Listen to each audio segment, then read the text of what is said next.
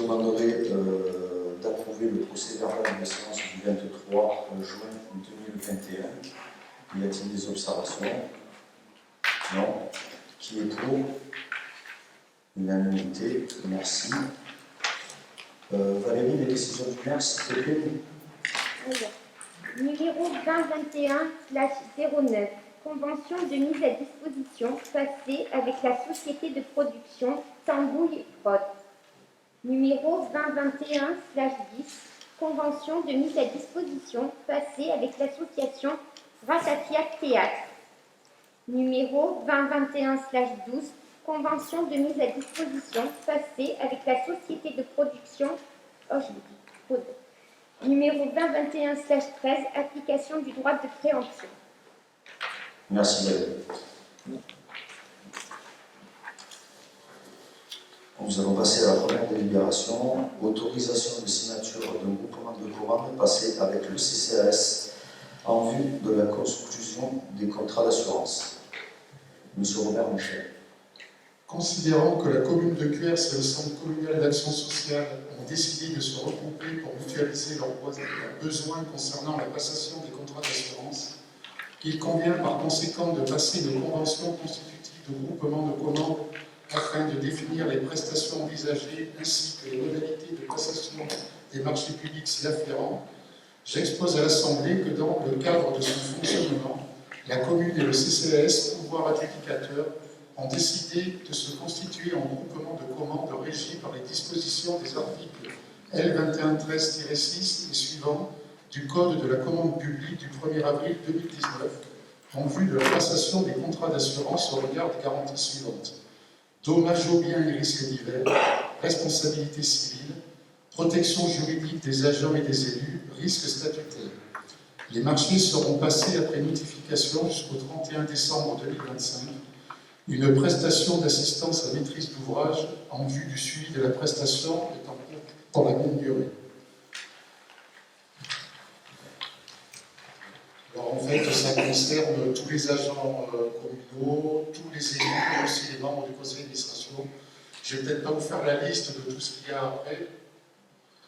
S'il y a des questions, tout le monde a vu.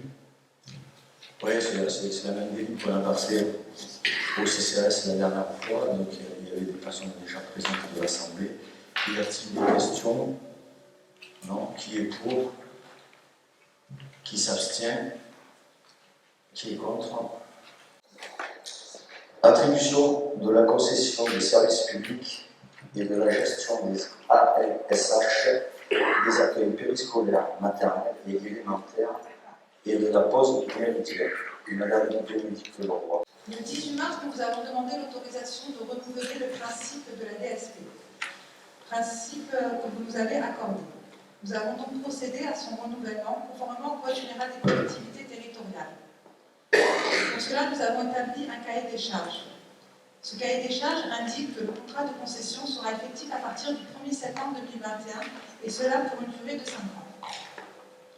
Ce contrat indique également le périmètre du contrat. Ce cahier des charges, indique également le périmètre du contrat. Il y a tout d'abord 2 tranches fermes. L'accueil périscolaire agréé pour les enfants des écoles élémentaires publiques, l'accueil du mercredi pour les enfants des écoles élémentaires, des écoles maternelles et des écoles primaires. 2 tranches optionnelles. L'accueil périscolaire agréé des écoles maternelles et primaires élémentaires publiques, l'accueil périscolaire agréé de la pause méridienne sur les écoles maternelles, élémentaires et primaires publiques. Nous avons également intégré des clauses de réexamen concernant la capacité d'accueil, les amplitudes horaires, le périmètre de prestation qui peut être réduit ou élargi. 2 candidats ont proposé une offre, l'Odelbar et la Fédération des œuvres laïques du Var. Pour analyser ces offres, des critères ont été fixés. Un concernant la valeur technique à hauteur de 60% et un concernant la valeur financière à hauteur de 40%. Compte tenu du fait que vous avez tous reçu en amont du Conseil le rapport d'analyse des offres après négociation et le rapport de présentation du choix du délégataire, je n'irai pas dans le détail des offres, mais juste dans le résultat. Donc, pour la FOD, elle a obtenu un résultat de 78%. Ces 78% comprennent 39,24% pour la valeur technique et 38,76% pour la valeur financière. l'Audelbar a obtenu la note de 81,84%, soit 41,84% pour la valeur technique et 40% pour la valeur financière. Au regard du résultat de cette analyse, je vous demande donc d'approuver le choix de l'Audelbar en qualité de concessionnaire de services publics pour la gestion des ALSH, des accueils périscolaires maternels et élémentaires et la pause méridienne de la ville, d'approuver les dispositions du contrat de concession de services publics et ses annexes, d'autoriser Monsieur le maire ou son représentant à signer le dit contrat et tous les documents s'y rapportant, et d'inscrire les crédits nécessaires au chapitre 012. Merci Madame Leroy. Avant de passer la parole à M. Chal, puisqu'il a pris le micro, je tenais à vous rappeler quand même que nous respectons nos engagements politiques en faveur de Petit Puerso, en améliorant l'encadrement aussi bien sur le temps méridien que sur le temps périscolaire. Ça vous permettra de mettre en place aussi des outils pédagogiques et de s'occuper pendant ces heures-là beaucoup mieux de nos enfants. Monsieur Chal, vous avez une question ou plusieurs? Non, ça sera assez court, pour une fois, vous me direz-vous. Sur l'aspect en lui-même, effectivement, donc là, on part sur une nouvelle convention. Je ne vais pas en dire trop tôt pour en mesurer les effets positifs par rapport à celle d'avant, etc. On se donnera rendez-vous dans 2-3 ans, quand on aura fait le point. Il y a juste un petit point que je regrette un peu, parce que c'est un sujet qui, aujourd'hui, devient de plus en plus important et dans les prochaines années sera de plus en plus pris en compte. C'est la sensibilisation au harcèlement. Et je pense qu'effectivement, que ce soit en périscolaire ou aussi d'ailleurs, ça c'est un autre sujet, même si c'est un concessionnaire sur les centres aérés, c'est quelque chose qui ne ressort pas assez, je trouve, que ce soit bon, dans l'éducation nationale de manière simple, ça c'est pas votre ressort. Ça c'est pas notre ressort. Voilà. Ils travaillent dessus parce qu'on les a sensibilisés. Mais parce qu'on a des petits problèmes dans les écoles, il ne faut pas se leurrer. On les a sensibilisés, on a sensibilisé aussi le futur délégataire, et c'est pour ça qu'on professionnalise la chose.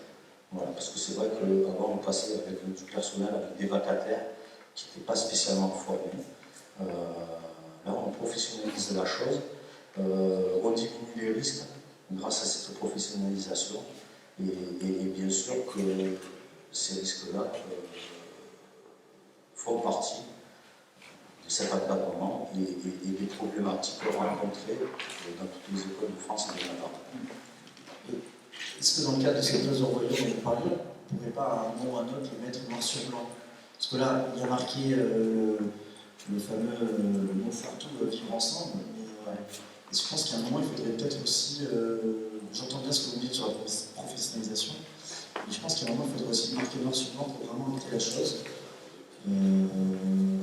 Est-ce qu'on ne peut pas envisager ça lors d'une prochaine clause de revoyure?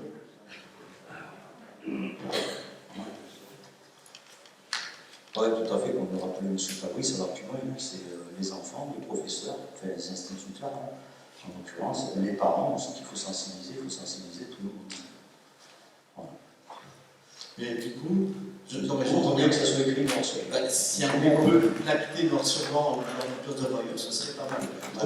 Pas maintenant, parce que la clause de l'offre, elle est déjà faite, c'est assez compliqué, on ne peut pas l'intégrer de rien. Alors l'offre, pour l'instant, oui, elle est faite, mais Madame Leroy, elle veut vous répondre, mais à partir des jours qui viennent, il y aura quand même une discussion avec le parce que pour l'instant, le DEL sont pas au courant. C'est eux qui vont marcher. Madame Leroy.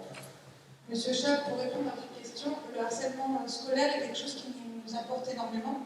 C'est une des raisons pour laquelle nous avons souhaité justement passer par un prestataire qui permettra d'avoir un meilleur encadrement des enfants, qui permettra de proposer des activités également aux enfants, des activités beaucoup plus riches qui les occuperont, parce qu'à partir du moment où les enfants seront totalement occupés pendant ces 2 heures de temps méridien, nous éviterons justement le harcèlement. Après, maintenant, avec le prestataire qui a été choisi, le but est justement de travailler à ce niveau-là et de mettre des choses en place, mais également de mettre un fil rouge aussi bien pour le périscolaire que pour le temps méridien qu'avec les enseignants, parce qu'on ne peut pas travailler ça sans les enseignants. Mais ne vous inquiétez pas, on est très soucieux de ça.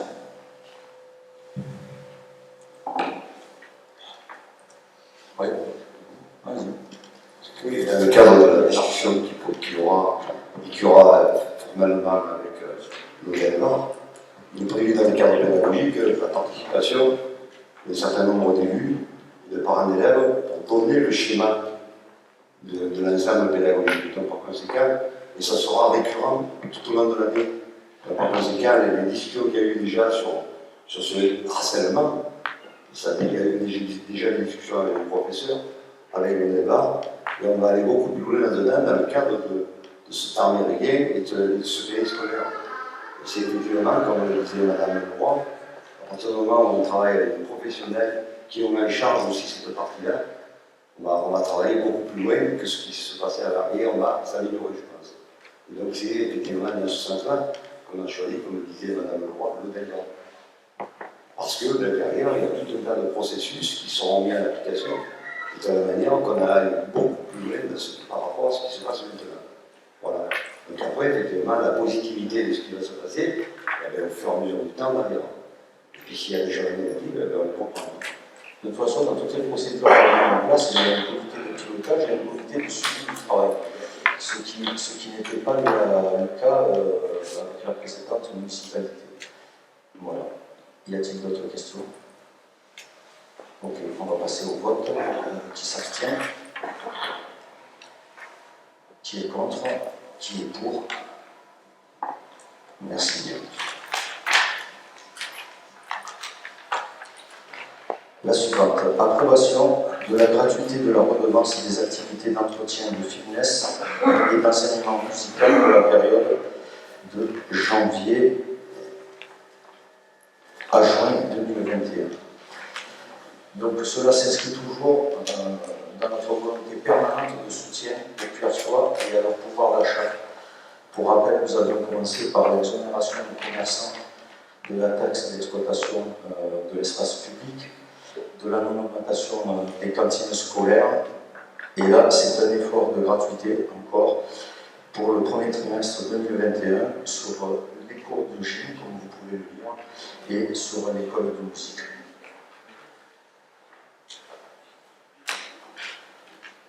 Donc je vous ai raconté une petite histoire. Je pense que vous la lisez là, c'est bon. Hein?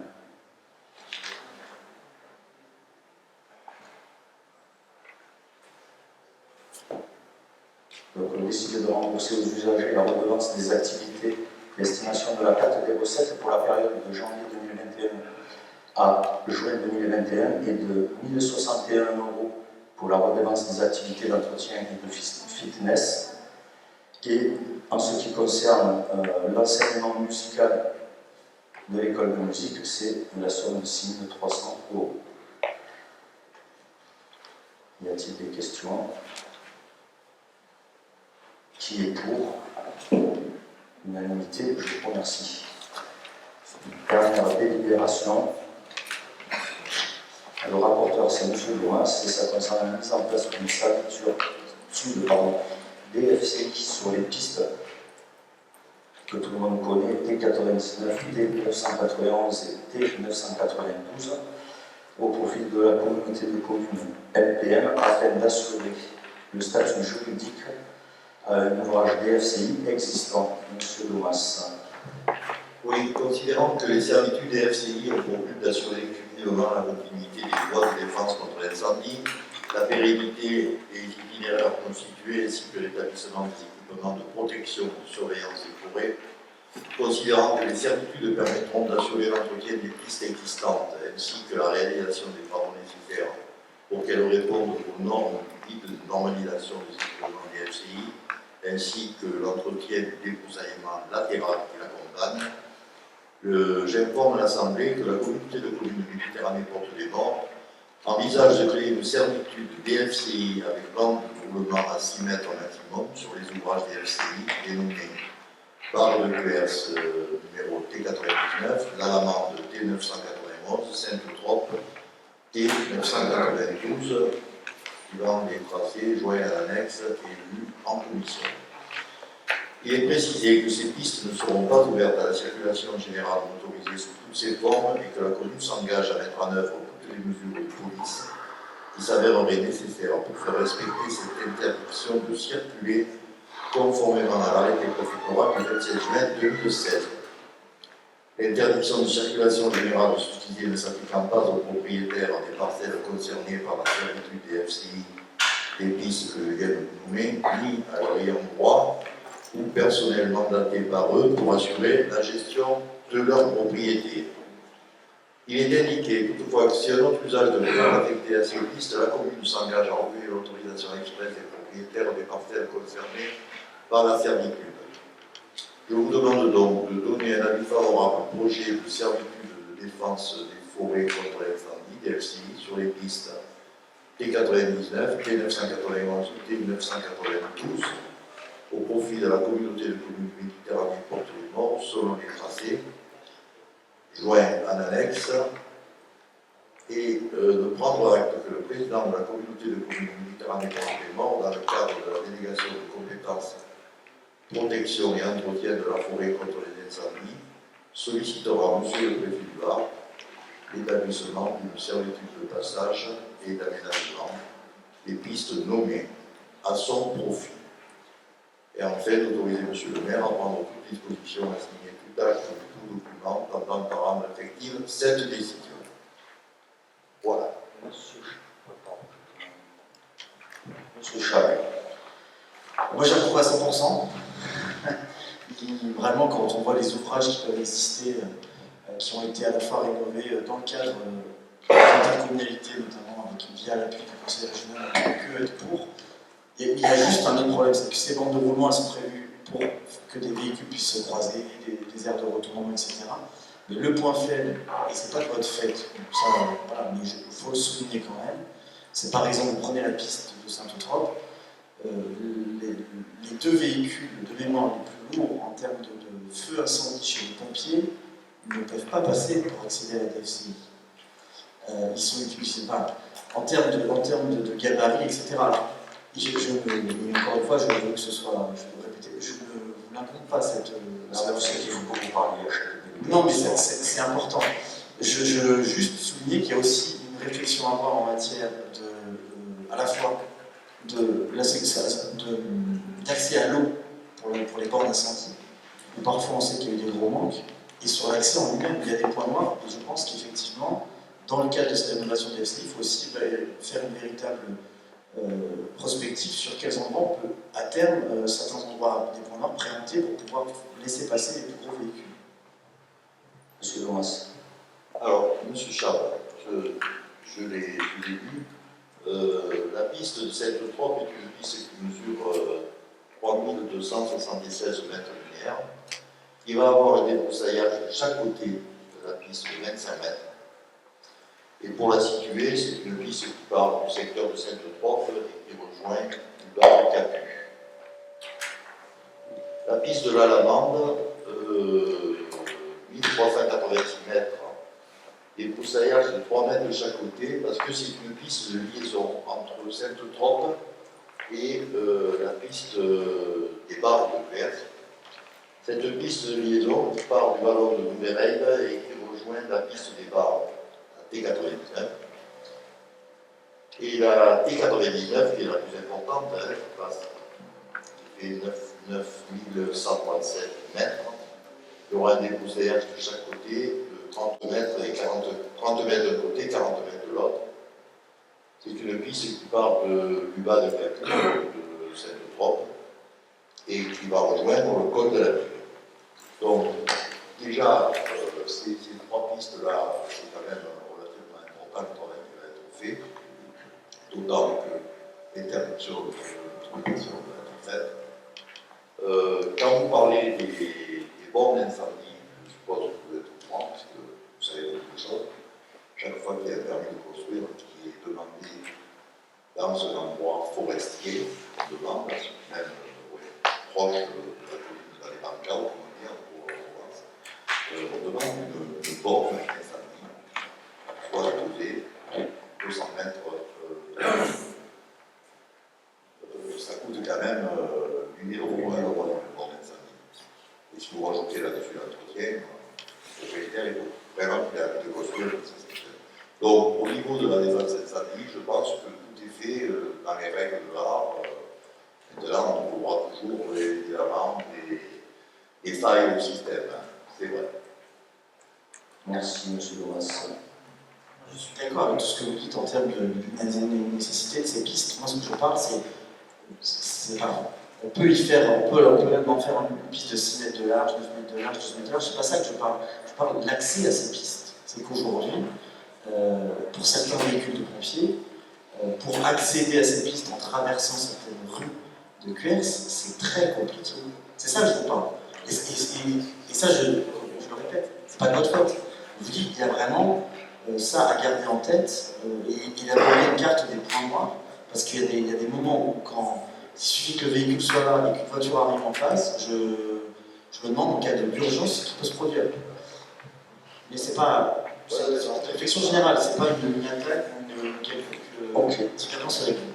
Puisqu'on parlait de nos collines, on a reçu un petit résumé en visioconférence de la classification des barres. Si tu veux en dire deux mots, Robert, puisque tu as assisté à cette visio, si ça vous intéresse, puisque Cette délibération concernant le statut des pistes des FCI sur les barres de Cuers tombe à pic, ça n'a rien à voir, c'est pas parce que ça n'a rien à voir. c'est hors, c'est Mais une information. on doit quand même vous informer que le classement des barres de Cuers a reçu un avis favorable à la majorité à la commission de classement des barres et actuellement il est à conseil d'État.